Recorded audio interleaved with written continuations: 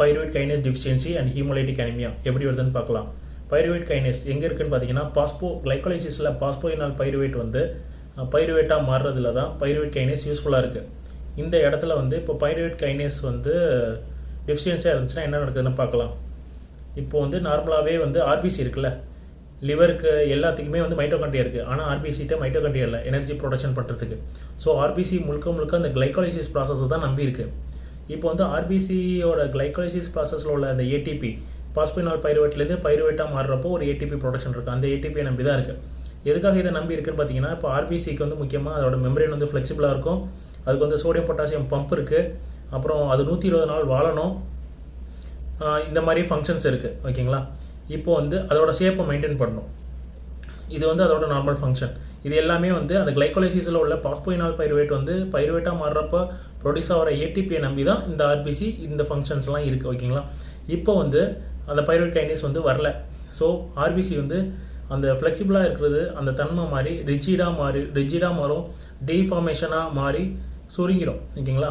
அப்படின்னா அது வந்து நார்மலாக ஆர்பிசி எங்கே போய் டிஸ்ட்ரக்ஷன் ஆகும்? ஸ்ப்ளீனில். ஸோ ஸ்ப்ளீனுக்கு அது ப்ராப்ளம் ஆயிரும். ஸ்ப்ளீனுக்கு டிஸ்ட்ரக்ஷன் வரும். இந்த ஆர்பிசி மெம்பரேன் டேமேஜ் ஆயிரும். அதோட மெம்பரேன் டேமேஜ் ஆகிறதுனால என்ன ஆகும்னா ஆர்பிசி கம்மியாகும். ஆர்பிசி கம்மியானுச்சுன்னா ஹீமோகுளோபின் கம்மியாகும். ஹீமோகுளோபின் கம்மியானுச்சுன்னா அனிமியா வரும். அது ஒரு கிளினிக்கல் ஃபியூச்சர். அதே மாதிரி ஆர்பிசி கம்மியாகுது, ஹீமோகுளோபின் அது எல்லாமே இதாகிறதுனால ஹீம் மூலமாக பிலிருபின் அதிகமாகுது. ஹீம் பிரேக் டவுனால் பிலிருபின் அதிகமாகுது. பிலிருபின் அதிகமானுச்சுன்னா ஜாண்டிஸ் வரும்.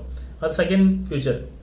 அப்புறம் இப்போ வந்து ஆர்பிசியோட லெவல் வந்து பிளட்டில் கம்மியாயிருச்சு. ஸோ போன் மேரோ என்ன நடக்கும்? ரெட்டிகுலோசைட் கவுண்ட் வந்து அதிகப்படுத்தும். ஸோ ரெட்டிகுலோசைட் கவுண்ட் அதிகமாகிறது லெபார்டரி ஃபைண்டிங்.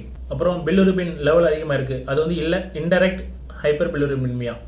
ஓகேங்களா. அப்புறம் எல்டிஹெச்சோட லெவலும் அதிகமாகும். இந்த பைருவேட் கைனேஸ் டிஃபிஷியன்சி யாருக்கெல்லாம் வரும்னு பார்த்தீங்கன்னா, இது வந்து ஒரு ஆட்டோசோமல் ரிசசிவ் கண்டிஷன். இது ஒரு ஜெனடிக் கண்டிஷன். இது வந்து அப்பாவும் கேரியரு அம்மாவும் கேரியரு அப்படின்னா குழந்தைக்கு வரும். அதுதான் ஆட்டோசோமல் ரிசசிவ். இது எல்லாத்துக்குமே காரணம் ஆர்பிசியில் மைட்டோகாண்ட்ரியா இல்லாத ஒரு காரணம். அப்புறம் ஆர்பிசி முழுக்க அந்த கிளைகாலிசிஸில் உள்ள பாஸ்போயினால் பைருவேட்லேருந்து பைருவேட்டாக மாறுறப்போ உள்ள ஒரு ஏடிபி கிடைக்கிறதுல அதை டிபெண்ட் பண்ணி இருக்கிறதுக்கு இன்னொரு காரணம். இதுதான் அவங்க எக்ஸ்ட்ரா வாஸ்குலர் ஹீமோலைசிஸ்னு சொல்கிறாங்க. இதோட மேனேஜ்மெண்ட் என்னன்னு பார்த்தீங்கன்னா சப்போர்ட்டிவ் கேரு, அப்புறம் ஸ்ப்ளீனெக்டமி.